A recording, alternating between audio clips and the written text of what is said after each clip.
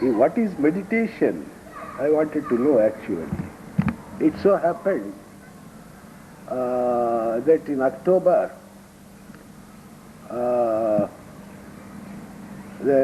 I could plan to go to Shahjahanpur. Earlier the idea was, well, if I go to Shahjahanpur, he will ask me to sit in meditation with closed eyes, which I am unable to do. So what is the use of going to Shahjahanpur when I cannot follow his instructions? So let me follow his instructions and then I can be benefited or some such thing. Those thoughts were also there. But then, after this happened for 7 days continuously, well, it was a miracle for me. And in October, I planned to go to Shahjahanpur. But as in those days the correspondence and all that was such, it would take so many days for my letter to be received. I did not inform him. I straight away went to his place. And he was ready to go to Allahabad from Shahjahanpur. That was my first meeting. Maybe 22nd or 23rd October, I don't remember the exact date. So when I went there... 55. 55, yes, October. He asked me, who are you? I said, I am Raghavendra of Gulbarga. I want to see Ramchandraji. Yes, I am Ramchandraji. He told, oh, you are that. I thought you would be something, a great imposing person or like that. And he went inside, leaving me with Prakash was sitting, I believe.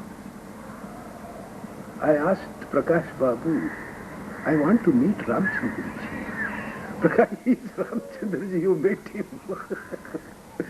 And those who meet him once would like to meet him again and again. All right, so I was waiting for him and he came back. And he asked me, come on, where are your things? I told they are in a hotel. All right, let's go.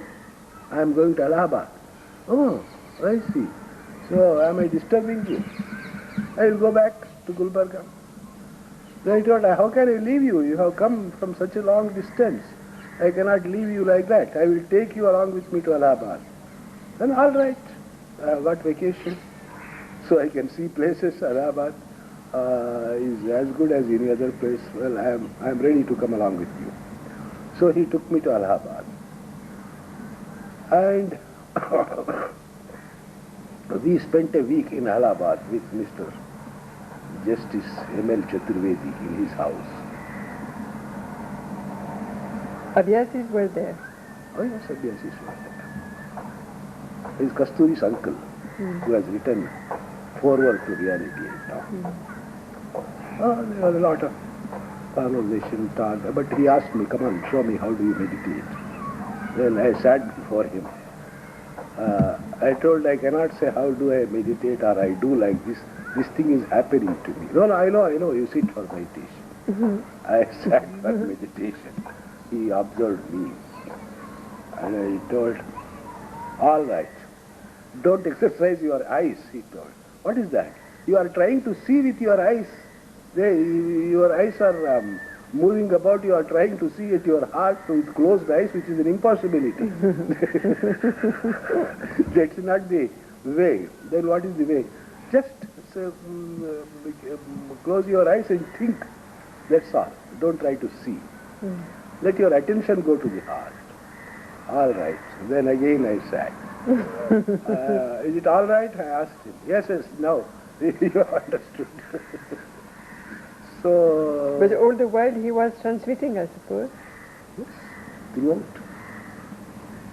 throughout. And he was mentioning about a particular spiritual condition which is called ajapa. Ajapa is a sort of repetition, japa, which is not repetition, but it is got the effect of repetition of God's name. That is called ajapa. Well, by transmission, a japa can be created within no time, he told. What is that? I asked.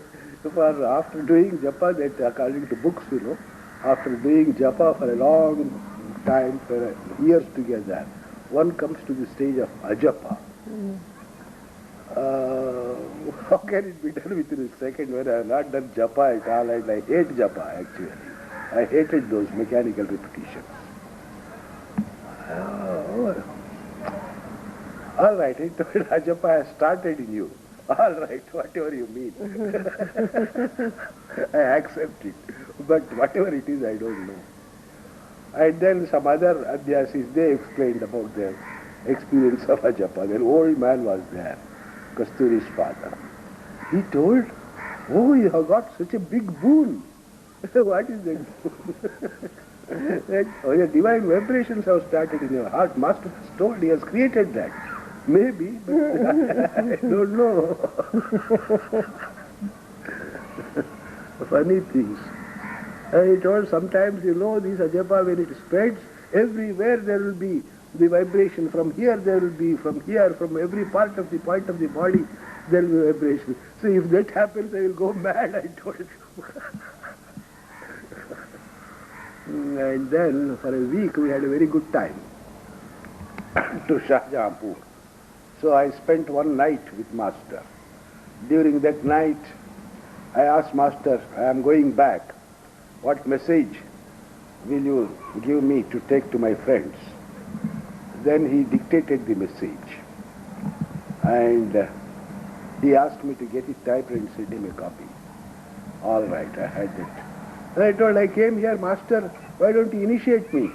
Without getting initiated, I am going away. Then he told, what initiation do you want? He said, I am a Brahmin, I have got a mantra. Why don't you tell me that mantra from your mouth? So he repeated that mantra, which is called Gayatri mantra. When he repeated, he told, you see, this mechanical repetition won't help. You meditate on the meaning. But that's what we are doing. Then there ends the matter. There is no question of doing anything further. So right. The mantra's meaning is Om Bhur Bhavaswaha Om Tat Gaya. Every Brahmin boy is supposed to repeat daily this mantra. What does that mean? It means that I meditate on that highest, effulgent, supreme God. I meditate on Him. I pray for my intellect to be illumined by Him. I pray for my heart to be illumined by Him. So that is the meditation on the divine light. And that's what we are doing actually, practically. But repeating that mantra, I am meditating, I am meditating, I am meditating, it doesn't help, without actually meditating. So we were not, here the boys are not given the method of meditation. Only they are given that mantra to repeat. And without knowing the meaning, they go on repeating, mechanical repetition, which I hated. Right.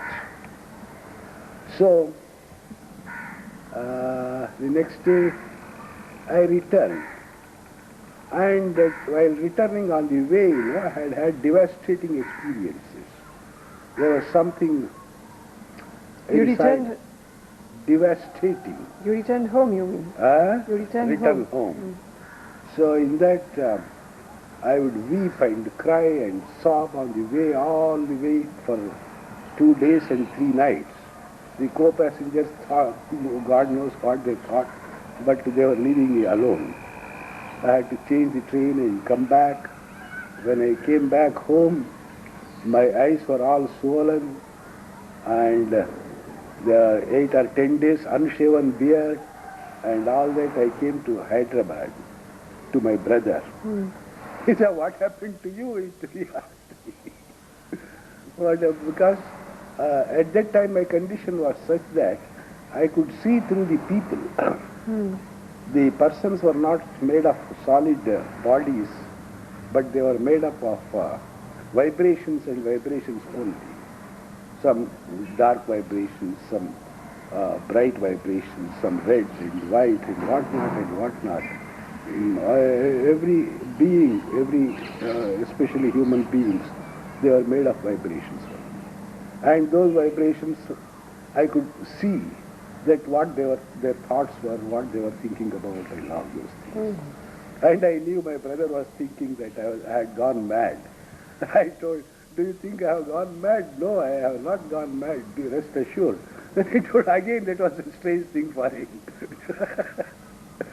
So, I came back to Gulbarga that same night after meeting my brother.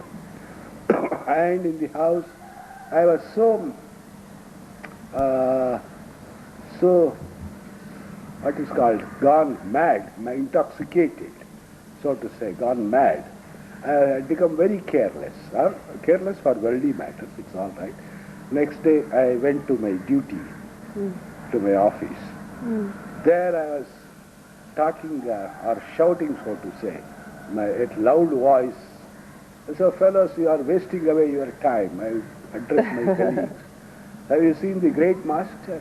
You must see the master, you must meet him. Then only there will be some meaning for the life. Otherwise, it is a waste of life. It is another animal's life.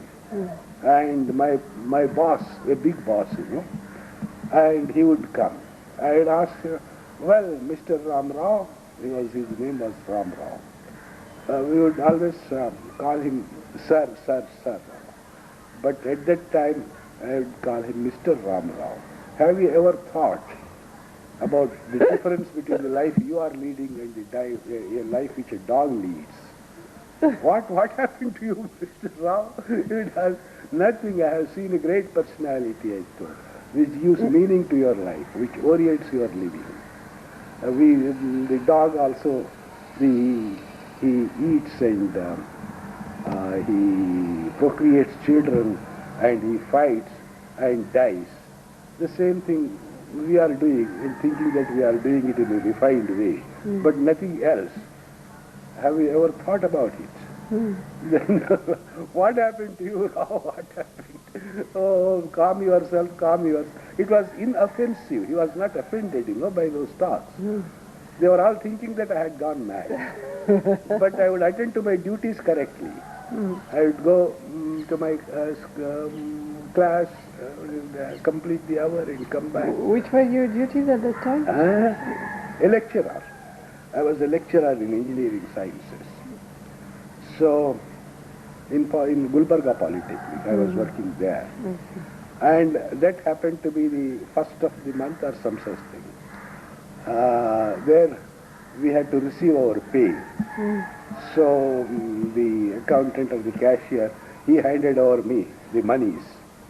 And I kept it in my coat pocket outside. I don't count it. Well, no, I have got no time to count it. You used to keep it? Yes, I was keeping it. So, I was talking with loud noise and all that. They thought I had gone mad. And I knew that they were thinking me mad. The more they thought me mad, the more I would madder, what is called, it would be more, that's all. Like that. My wife gives these stories. I don't remember now. I don't remember myself. I am not conscious. She gives these stories that it seems in the night at 2 o'clock or 3 o'clock, any time I would get up and sit, it seems. Like a statue I sit. Till the morning. She would, however much she would try to drag me to her. No, it is a statue, that's all. And she would not, she was feeling a bit apprehensive about my well-being. And for 3 days it was very intense. And then I went to, as my habit was, I went to my doctor, Mr. Kulkarni, whom I had written a long letter. Today morning you saw that. He was my constant friend. So I was his constant patient, so to say. So I went to him. And I told I had been to Shahjahanpur to master, and these things happened, And so many things I narrated.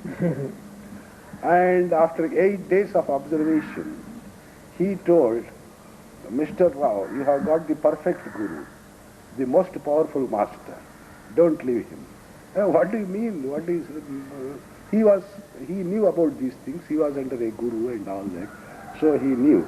But he asked, you see, for the last 2 years, it seems, I was daily complaining about headache. So, and doctor, sometimes he would give me medicine. Mostly he won't give me medicine, tea or coffee or something, talk, and he would send back. But the last 8 days, he told, I am observing you, you never complained of headache. What happened? I told, no, I forgot all about it. Oh, about your stomach pain, nothing. Neither appendicitis, nor headache, nor these bodily complaints were not there at all. So he says, this psycho-spiritual or somatic or whatever technical term he told, I am observing them. With that I conclude that the master whom you have chosen is the fittest one, the perfect one, the most powerful one. And he has made you forget your body. That is the greatest thing which he has done. Like that he was giving some hints. Anyway, I told whatever it is, that is your conclusions. But my conclusion is only one, that he alone is my object of thinking and none else. And nothing else. So, within a few days I received master's letter. He told, see, you have come here and took me away. People come here, but they don't take me away. You are the first person who took me away along with. That's nice. That the letters are wonderful. Afterwards, the letters tone or style, they have changed. Up until that time, I was just an inquisitive fellow. Thereafter, I became a serious student, so to say. But then he told, in one of his letters, he told, we have taken such a big condition, which is the spiritual condition, which if it is hampering your daily work or coming in way, I will reduce it or control it. Please write to me. He wrote to me. I never knew about all those things, but anyway, I willed that I should take more interest in worldly matters and not be a God-intoxicated or forsaken man. Slowly, I brought myself down to earth. And again my life continued routine. But within 3 or 4 months, I once again ran to Shahjahanpur. I couldn't resist the impulse or this thing. So in May, again I went to Master and permitted me to work as the preceptor. He opened the branch at Gulbarga. So I was the first preceptor in South India. And Gulbarga was the first branch in South India. And South India there were no preceptors. I was the first preceptor. So that was in 1956? May. So I'll stop at that. Clarity to Hassan. From Hassan to Raichur, I came here in 1966. And here I thought of constructing an ashram. But when you became an abhyasi, so to say, and then a preceptor, were there any ashram in India at all? No. No ashram, even in the north? No. Here, Raichur was the first ashram. Raichur. In India. I see. And then Tirupati started. Tirupati and Raichur went together, but in 69 they started construction. I don't know when it was completed, I don't remember. Might be 75 or 76. So in Raichur Ashram was the construction started in 69? Yes. So it is dark. How many times did Master come to this place? Many times. Every year he was coming, up to 74 or so. 74 was his last visit. 172. He was coming. Even earlier also, earlier to 66. I think 63, 61 also he had come. Number of times. Because Narayana was here as the preceptor.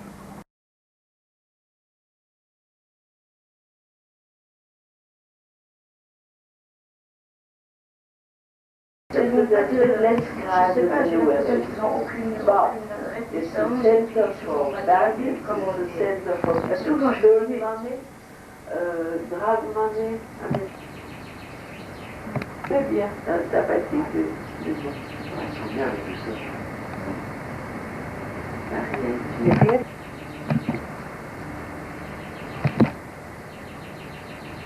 Rien. Non, il dit que quand il y a des précepteurs, il y en a qui de temps en temps inventent des nouveaux systèmes, etc. Puisqu'ils sont précepteurs, il faut avoir un peu de respect pour eux. Mais les précepteurs qui connaissent très comme lui-même, s'il nous fait changer quelque chose, ou il change une petite chose dans la méditation, etc., il le fait même si on le tel qu'il est, la méditation, meditation in the evening if one wants. Can one meditate in bedtime prayer. And throughout, the constant remembrance. You see, allow your thought to dwell upon. Yeah, I'm finished. Think of that all-pervading entity like Babuji. And go on, remember. Ce qui est très important, c'est la constant remembrance, c'est se rappeler continuellement le souvenir constant. Now, especially what is happening, there are various preceptors, so to say, appointed by various persons. Some comes and claims himself to be the preceptor, and well, he goes on telling so many things. Just listen. Écoutez, avoir du bon sens et oublier ce qui est inutile et qui ne fait pas partie du Sahaj Marg. Et il dit, mais oui, mais comment peut-on juger? Et moi je réponds, on juge par le cœur. Voilà. On juge par le cœur, puis on voit, enfin. Voilà, on Feel sent. The fellows are prescribing so many things. Then Master told, if they prescribe, listen to it. Don't follow them. If you don't, if your heart doesn't accept. So what happened earlier, long back, Master had supplied a manual for the preceptors. Some volume 1, volume 2, there are 2 booklets. There are many methods were written there. They are for the preceptors to follow. But there was a precaution that if a preceptor wants to prescribe a particular method to an abhyasi, this preceptor first has to approach the master and take his permission. Absolutely. And then prescribe. Absolutely. So this thing they forgot. Yeah. And went on prescribing to those methods to all ends and they are pumping. I think how many if we go inside get drowned? No. You try. Huh? You try, you see. We cannot, I cannot gauge by seeing this.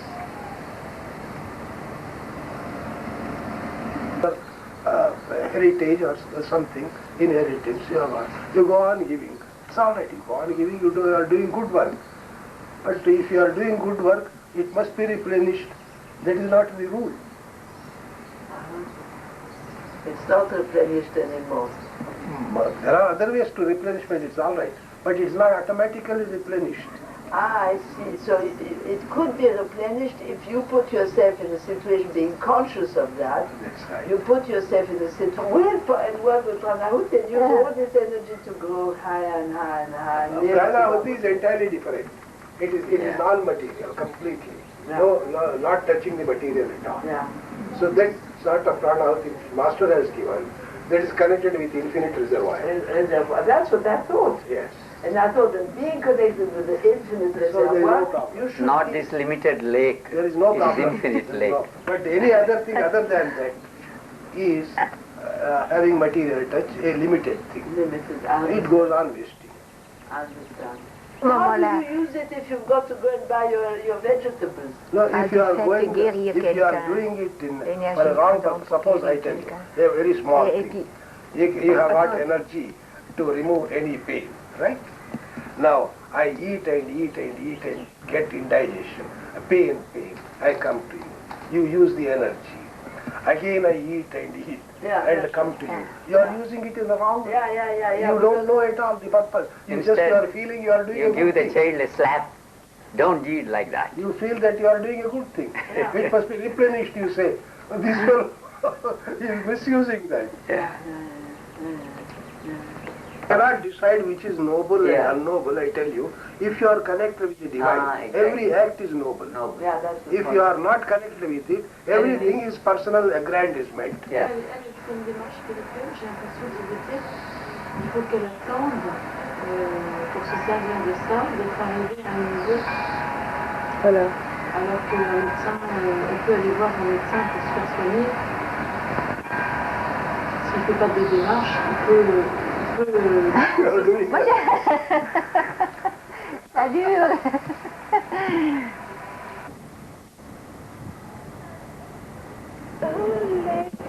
All the appearance from the industry, from the houses, yeah, the electrical. No, it's Grand Dieu que tes œuvres sont faites, conçues par... she. Oh, I do that.